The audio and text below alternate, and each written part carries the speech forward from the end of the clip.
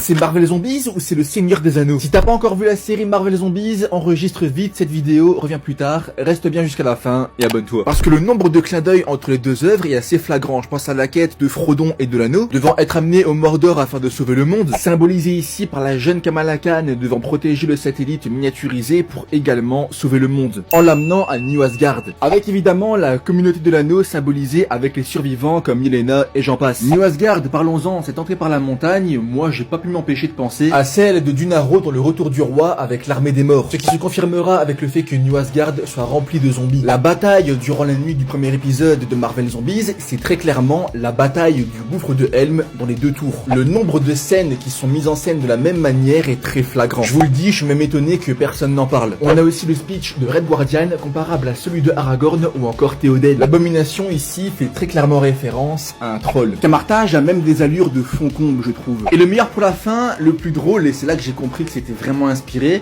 c'est ce saut dans les escaliers qu'a fait Blade. Forcément, j'ai pensé à Legolas. Surtout que le décor est assez proche, on est dans des mines, où les protagonistes tentent de fuir d'un côté des gobelins et de l'autre des zombies. Et qu'on se le dise, Blade est celui qui dégage le plus d'aura de Marvel Zombies, tout comme Legolas dans le Seigneur des Anneaux. À moins que là aussi le fait que Blade soit passé du noir au blanc est un clin d'œil à Gandalf. Même la scène du banquet où Red Guardian s'empiffre, tu ne peux pas ne pas penser à Gimli. Thor, assis sur son trône, totalement désemparé, c'est en référence au roi Théoden dans les deux tours corrompu par Saruman. Alors c'est pas les seules références cinématographiques qu'il y a dans la série Marvel Zombies, puisqu'il y a entre autres une référence à Mad Max également. Et tout ceci s'explique car oui, les créateurs de Marvel Zombies ont confirmé s'être inspirés entre autres du Seigneur des Anneaux. Et je finirai là-dessus, j'ai dû en oublier d'autres, mais là où un épisode de What If se finissait avec des concept art notamment, ici avec le générique de fin de Marvel Zombies assez simple, mais au niveau des transitions et surtout au niveau de la musique, bah ça m'a beaucoup rappelé aussi le générique de fin du Seigneur des Anneaux.